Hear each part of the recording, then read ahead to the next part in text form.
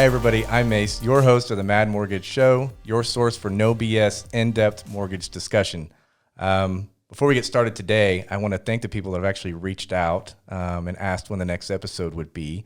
I was pleasant surprised that we actually had interest enough where people were wanting to know when the next episode would be. So COVID and quarantine with my baby girl has definitely been a little bit of a damper on the show. But we should see a lot more in the next few months and towards the end of the year. So without further ado, our guest here today is Mike Yu, the co-founder and CEO of Vesta, who just got done raising $30 million in your Series A. Congratulations. Thank you. I'm going to read this thing from your website that kind of talks about what you do. Our next generation LOS enables lenders across the board to build customized workflows that enable a more efficient, easy to use, and expedient lending process. That sounds badass. So talk me through the journey and the final moment where you decided you were going to do something as crazy as build an LOS in 2022. Yeah, we get that a lot. I think the overwhelming feedback is you and your co-founder spent a bunch of years in the industry at Blend, and you decided to build an LOS after that. You must really be like gluttons for punishment or something. We did spend a lot of time at Blend. We met a lot of lenders, and I think overwhelmingly one of the things we heard over and over and over again was, hey, where are we going to get a new LOS? Hey, do you know anyone building a new LOS? Hey, are you going to build a new LOS? And so after a while, I think we kind of hit a breaking point. That rumor rail was pretty fun. Blend's building an LOS. Yes, that is, let's just say that if Blend were building an LOS, I would not be building an LOS. But we got this feedback over and over, and Devin and I at the same time wanted to go back to doing something smaller. Earlier stage, Devin joined Blend when it was 7 people. It was, 500 or so in mid-2020. And so we left to go and do something new. And we figured, if we were going to stay in the mortgage space, we would try, what we thought was the most ambitious thing we could do. And so that's how we ended up here. So was there other considerations? Were you guys thinking about this for a long period of time? Or was it like, this is a bad decision? No, it's good. Are we ready for this? I mean, how was there juggling for a certain amount of time? We definitely knew that this was one of those things that when we left, we were really excited about it. The main thing that we were juggling actually was we were like, well, do we want to keep doing mortgage? So Devin, he was at Microsoft at the beginning of his career. He was on the founding team of Azure, actually. So he worked on cloud infrastructure. I went to Stanford. I looked at all sorts of things.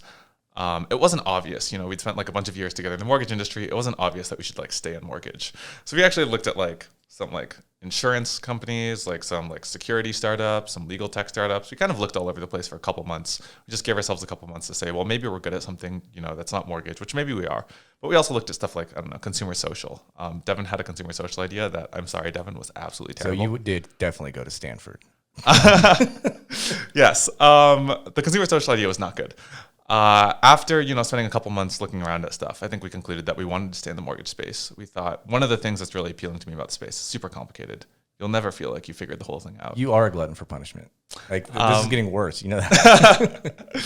Well, I think that it's nice to go in every day and still have new things to learn. And I think that the space is sufficiently complicated and complex that you're always learning from everybody you meet. You're always learning new things about the space that sometimes make sense, sometimes maybe don't make that much sense.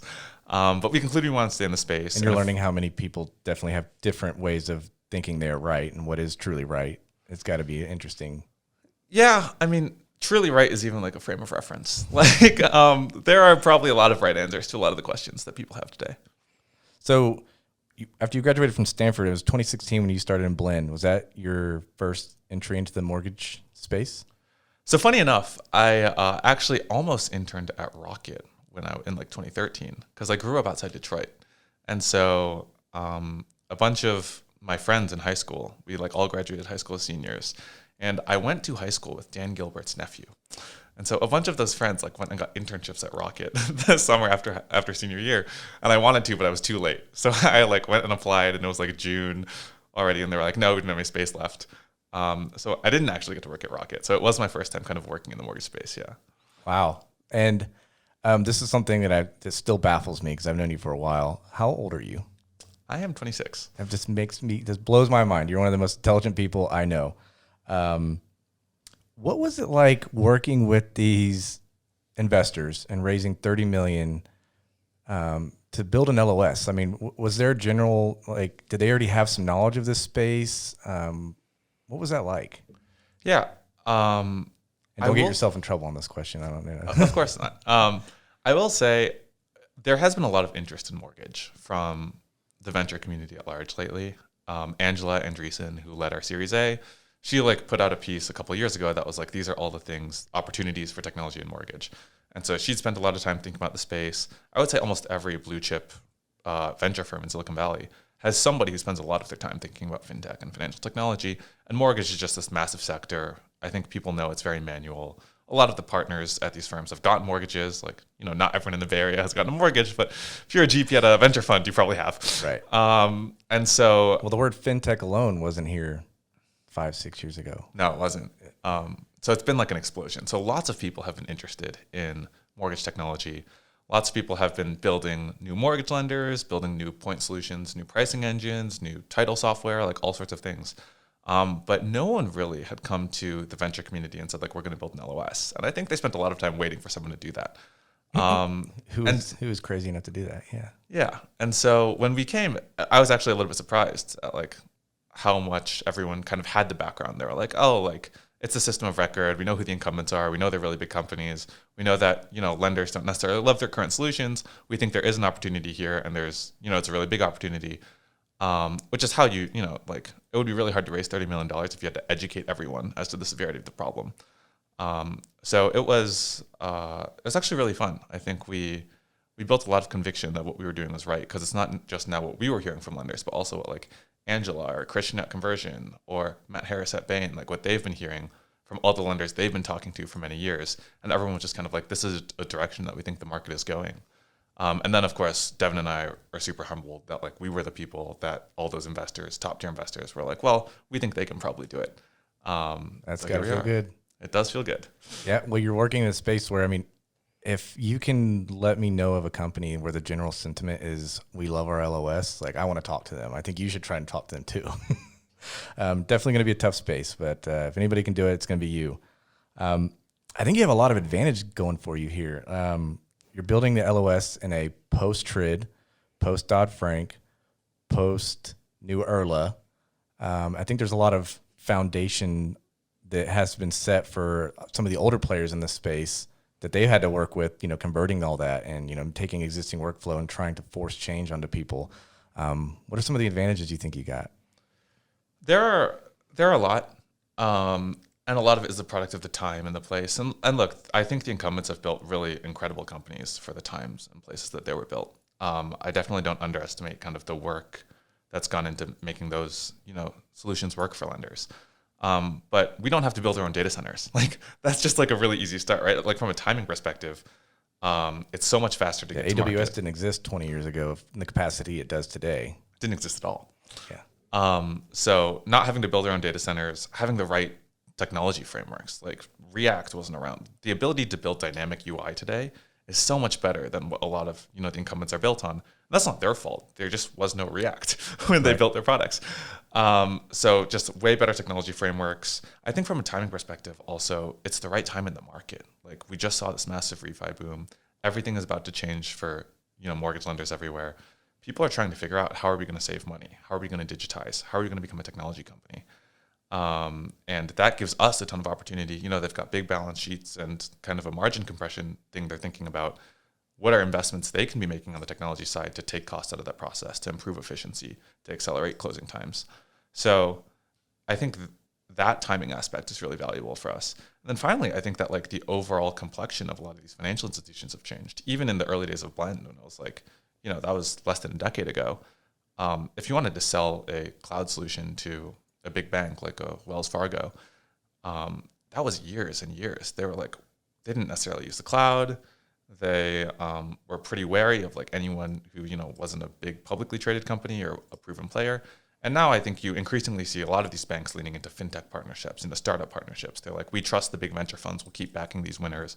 We know we have to be more innovative. We have to think more like technology companies.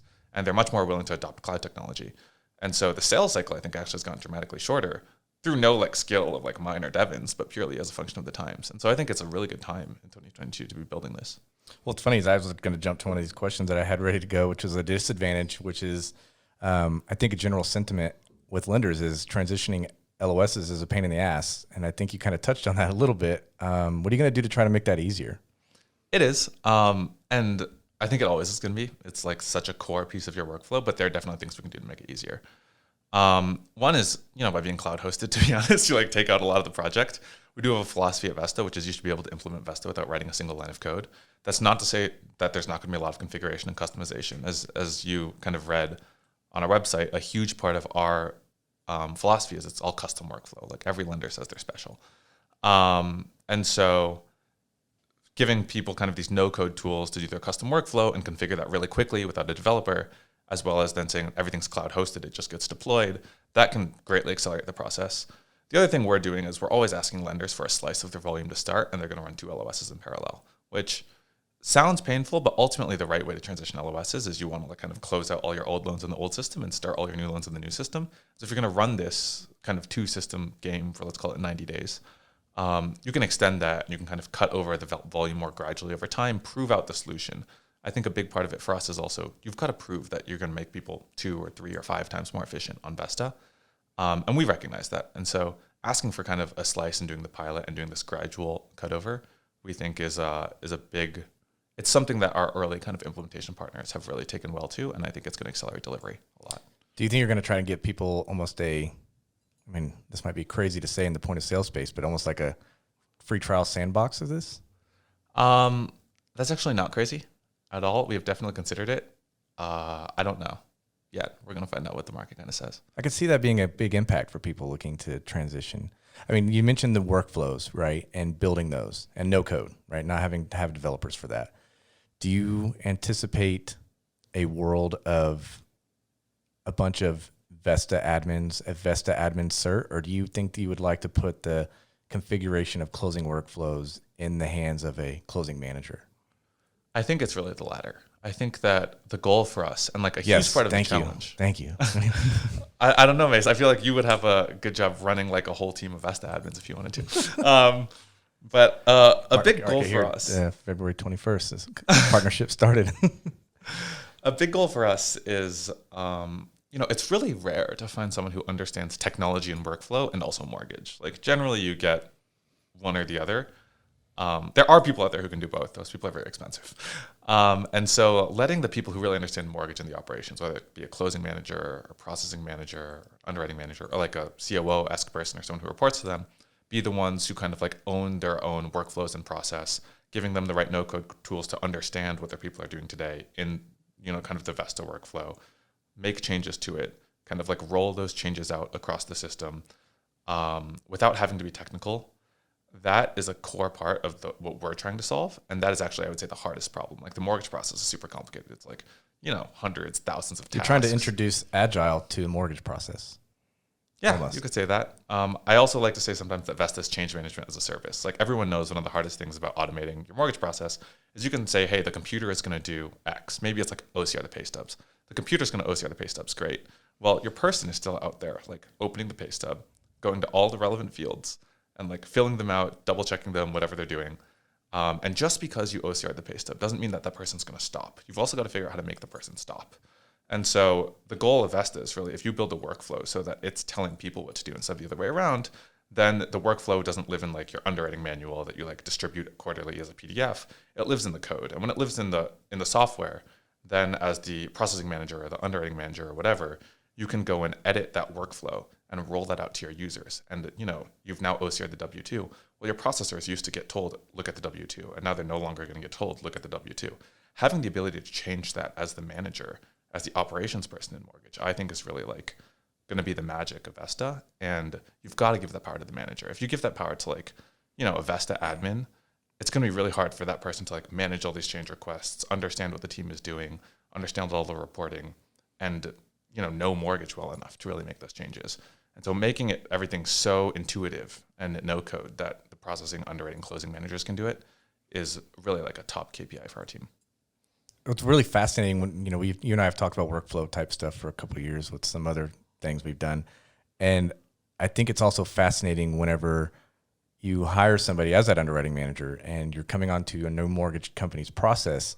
A lot of the training is in simply going and performing the loan tasks, right? I mean, like, go to this screen, it's going to tell you what to do. Yeah. Today, I mean, everyone just has like, the best underwriting manuals I've seen. It's like 300 pages of like, here's the screenshot of the screen you go to. And here are the fields that are circled, and like, go click these things. If you want to change the process and you want them not to do that anymore, you have to like go and delete, those screenshots from those PDF pages, send it out. And maybe going forward, like the new people you hire will no longer do that piece of the process. Right. But all the people that you've already hired that have already learned the old process, they're not like reading the manual every time they like go through a process alone. They're doing it the way they've always done it. And so that's really what I think the core thing that has made automating a mortgage so hard, that's made automating fulfillment so hard, or even driving efficiency and automating half of fulfillment so hard, is how do you change those people's behaviors? And if you can get them working out of software so that the software is really telling them what to do, and that software is a no-code process config owned by your management team, you can make, we believe, a lot more progress than people have made so far. That's great. Yeah, so that sounds like a lot. I think some LOSs try to do too much. So what is something that you're definitely not going to do? Yeah, there are a lot of things we are definitely not going to do. We definitely have this viewpoint that the LOS is that workflow engine I talked about, the no-code customizable, how do you tell your people and other systems what to do? And then it's a system of record, and it's open APIs, best-in-class developer tooling, and it's nothing else. So no pricing engine, no compliance engine, no disclosures, no, we'll integrate to all those things, obviously. But our point of view is really that lenders, over the next decade are going to increasingly say, hey, I want to pick everything. Like, I want to decide who I'm using on the POS side. I want to decide who I'm using on the pricing side. I want to decide who I'm using, to order title. And as lenders want to be more and more opinionated on that, we think it's important to play really nicely with the ecosystem, to not compete with any of our partners, and just give lenders the choice on what solution they want to use. And so we're only building system of record, workflow engine, open APIs. And that focus is going to let us do kind of the best job on this fulfillment workflow API tool, or fulfillment workflow tooling and API tooling. And then we're really doing nothing else. So your integration is basically, instead of focusing on all those other products, you're going to have to be able to make super easy to integrate. Exactly. Which, to be honest with you, super easy to integrate is relative. And we have, real RESTful JSON APIs. We have real MISMO 3 for import-export. We have webhooks and kind of all the things you would need to be able to pull from the LOS as well as push to it. And so we've overwhelmingly found, that people think Vesta is incredibly easy to integrate. We've got a number of implementation partners that are kind of building their own points of sale and integrating that to Vesta very seamlessly. And so not super worried about that, but that's also like a core area, one of those two core areas of focus for us. Well, that's an advantage right there. I mean, I know there's still some companies that I've tried to integrate with in the last year or two that I'm looking at SAML and XML, and I'm like, where's your rest of your documentation? And like, that's all of it. So there is definitely an advantage to the infrastructure and technology stack you have now. I know there are some companies that I've tried so hard to integrate to and was unable to figure out that I had to pay some like third-party consultants to do it for me. Vesta partnership. Yeah, no one will have to do that for Vesta, fortunately. All the API documentation is easy. It's all JSON and it all works. So I had another question down here that was, I think you just hit it though, which was considering environmental shifts in the LOS space, such as automation through AI and machine learning, and a more fragmented service-oriented ecosystem, and the broader origination space, what do you see as a function of the LOS in 5 years? Yeah. What you just said? I think is what I just said. I mean, the thing I always actually look at for guidance here is like, what are the consumer lending LOSs doing? Like, what's, like Temenos Gravity, maybe it's called, whatever their consumer lending LOSs are, Q2 lending platforms. But obviously personal, auto, those are much simpler products from an origination perspective today. But as we flesh out more and more automation capabilities, more and more technology, mortgage maybe should look more from a technology perspective, like those simpler products. And those simpler products, the LOS does really those three things. It's like, it's your system of record, it manages all your workflow, and it integrates to kind of everything else. And you really want those three things to all be in one system. You want your system of record and your workflow engine to live together, because your workflow is very much dependent on the data in the system. And so you always have to have the most up-to-date version of the data so that you have the exact up-to-date version of this is the work that actually has to get done. These are the steps you need to take. you really want your system of record and this really good integration API platform to be the same system, I think quite obviously, because everyone has to integrate to the system of record. And then maybe not that obviously, but definitely interesting in my mind is you want the workflow engine and the integration platform to be in the same system, because the workflow engine in your ideal world is actually spending most of its time calling out to other systems, not, instructing people what to do. And so by having all three of those things kind of in this one neat bundle, we think that's going to drive the best outcome for lenders. And if you just do those three things really well, I think that's kind of the LOS of the future. So how do you think you're going to handle the integration? I mean, we talked about integration is going to need to be a very important aspect. It's going to need to be smooth. Do you think Vesta is going to work with each provider? We've seen people do that kind of approach in the past. Do you think you're going to tell the provider, hey, build an integration for your product? Or do you think you're going to make it so that each lender will be building their own integration? So let's just take Ultimo Blue. Let's take a pricing engine. And, take that model that I just said. Is the lender going to do it? Is Vesta going to do it? Or is OB going to do it? So lenders are almost certainly not going to do it in the vast majority of cases. There will be cases probably where lenders want to, where they built something proprietary or something like that. Currently, we're doing most of them. I'm sure you can imagine to get the early customers live. It really is all about we have to own that entire experience. Those early customers have to be extremely successful in Vesta, and so whatever it takes. And that means we should own the integration because we're going to be fastest to debug it. These are going to be our most important customers, but not necessarily the partners, etc. Over time, I do think that people are not going to want to be bottlenecked on us. No one wants to wait for the Vesta team to get around to doing their integration in Q3 or Q4. Some people might say we want to do this now. We have a customer that wants it, etc. And if you're the LOS, hopefully you have hundreds of integrations. We really believe we should play nice with everybody in the partnership ecosystem. And so if we have hundreds of integrations, I don't think anyone wants to wait for us to finish our first 12 pricing integrations to be pricing integration 13. Hopefully. And so making it easy to have a common pattern, to have really good APIs and webhooks, and a common integration pattern for each of these kind of core vendor solutions, so that they can integrate to us if they want to, is definitely in the long-term kind of aspiration and plan. But right now we're doing them all, which I think from where we are as a company and what we need to own to make our customers successful, it just makes the most sense. Because right now you've got your first batch of companies coming on board, and it'd be hard to say, yeah, thank you for buying the LOS, now go build your own integration to it. Yeah, I mean, I don't think we will ever make lenders build an integration. Right. Between us and the partners, we should always be able to figure it out. There will be, again, if lenders have something proprietary, they're going to integrate it, and they often want to. I have actually talked to some lenders who are we want to integrate our own two vendors because we think the existing integrations are just not as deep as they should be, and we're going to build a deeper integration between our LOS and our DocGen, for example. I would prefer if people don't have to do that either, because we make it so easy to integrate to Vesta that the partners build their deepest possible integrations to us, and we like to enable that. But by and large, I think our philosophy is no lender should have to write a line of code to get Vesta deployed. Well, this segues really well into my next question, which is I've had a lot of CEOs look me in the face and say, why can't people just build an LOS that works out of the box? And that gets under my skin, because those same people are lenders that every single lender out there has told me, well, we do things a little differently. What do you say to somebody that says that?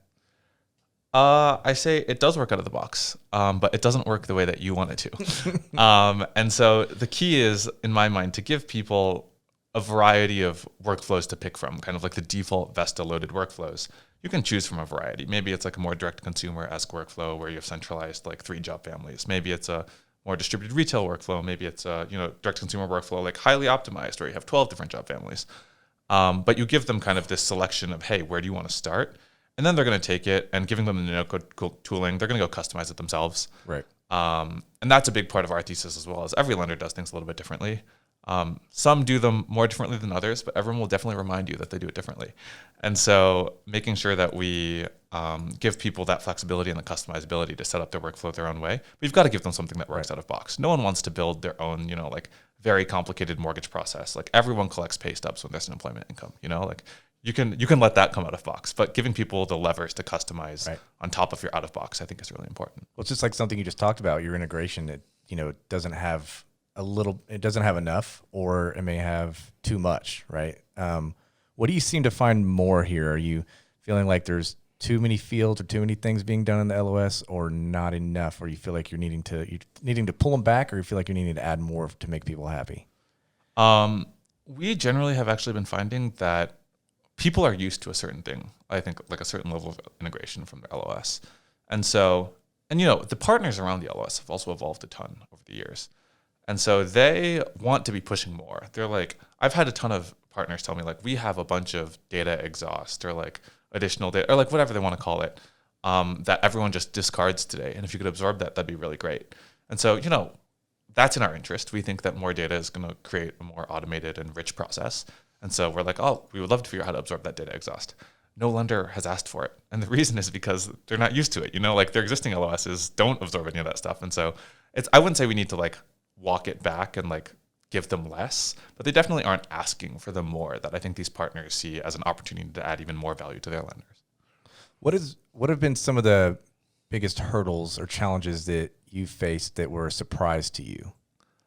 So the surprising one, actually, it goes. We know you're glutton for punishment. We've established that. So, what are some of the ones that were actually surprising? It goes back to one of the things you said earlier about advantages we have, like getting to be in like a post-Dodd-Frank, post-TRID, new IRLA world. Is that there's still a lot of legacy stuff that we have to do that I just didn't expect to do. So one example, a bunch of partners need the HUD-1 lines passed with the fees because that's their core keying system for how they identify which fee is which. And like I can send you, like what section is it on the LE, what section is it on the CD, like what's it called, like all these various pieces. And they're like, no, you can send us all that stuff, sure. We still need the HUD-1 line. And I'm like, I haven't mapped any HUD-1 lines because we don't use the HUD-1. And so we had to go back and map all of our fees to the HUD-1 lines. Of course, we don't show that in our UI anywhere. I think that would be, kind of silly. But we... So that's interesting. So I think you and I have had a conversation before about adding fees like a table. And so if there's a 10 on a loan, some dream scenario, you would only be seeing 10 lines. You wouldn't be scrolling through a giant page. You had to basically behind the scenes build in a giant scrolling HUD-1. Yeah, so you'll only see 10 lines on the page, but on the back end, like we'll go and we'll map it to the actual number that it is because that's what you've got to send to some of these partners in order to get like, certain other vendors to work. I think I remember you asking me something around this before. Yeah, now it makes sense. I think I was like, I think I asked you, Mace, does anyone in mortgage still use the HUD-1? And you were like, no, why are you even asking me that? And yeah, that was why. That's hilarious. All right. So I want to talk about a little story about, I think everybody that knows you at all already knows this, but Mike Yu doesn't have any capital letters in anything that he types, any email, and his whole LinkedIn is all in lowercase as well. Tell me how that got started. Yeah. Actually, not everyone knows this because there are certain high-profile people at certain big lenders where I feel obligated to like take my time and capitalize to seem professional. But actually, when I first went to Stanford, I got my first laptop and I took it with me to campus or whatever. And I would not say I was like taking very good care of it. And so probably a couple months in, the shift key stopped working on the left side. You could still use the one on the right side, and of course you could still caps lock to like make it work. But I just kind of gave up, and so I was typing in all lowercase. Well, I was typing in all lowercase, and I realized that I was like kind of outing myself in that if I typed in all lowercase on my computer, but my phone had auto capitalization on, people could tell whether I was on my computer or on my phone. So I really didn't like that for a variety of reasons. Like I think at the time it was like very important to me that people thought I was working all the time. And so if I was on my phone, I might not be working. And so I went and I turned off auto capitalization on my phone. And so this kind of just became a thing that after a couple of years, even after I got a new computer, I was still doing it this way. I got in the habit of typing this way. My phone was set this way. And it became part of my brand, which is actually very funny now because in 2022, I think people would probably say a lot of Gen Z people just like don't capitalize anything. So it's no longer that unique. But when I started doing it in like 2014, I think everyone really thought this was like a thing that Mike did. And so I got in this kind of habit. Really that stemmed from my shift key being broken. And then I didn't want anyone to know whether I was on my phone or my computer. So all the Vesta employees now have taken that strategy and there's just all lowercase going on now? No, I'm still the only one who is typing in all lowercase. Okay, so we'd like to end with a plug. Give you 30 seconds to kind of talk about what you're doing with Vesta. I think we've covered a lot of that, but how they can get in touch with Vesta, get started with you, potential hires. I think you're hiring at the Wazoo right now. Yeah, go for it. Building an LOS is complicated and hard and very worthwhile. So we are always hiring, especially great engineers, great product people who want to automate the process. Automating it is really complicated. There are like so many rules representing this really complicated mortgage workflow and rules. It's all really meaty. It involves a lot of, technical ability, a lot of mortgage knowledge, and a lot of humility to just know that like you don't know everything. And so if those things, sound appealing to you in a team and that's something you want to work on, you should reach out to us. Our website is uofvesta.com. And of course, if you're a lender who's interested in looking at a new LOS or buying a new LOS or anything like that, and anything we said resonates, of course, uofvesta.com. Awesome. Well, and for the potential new hires, the glutton doesn't have to be a glutton for punishment doesn't have to be a requirement either. That just applies to you guys at the top. Yeah, it really just applies to me and Devin. We made the decision to do this. Awesome. Well, thank you very much for coming out, and thank you for all your time. For sure. Good to see you as always. Have a good one.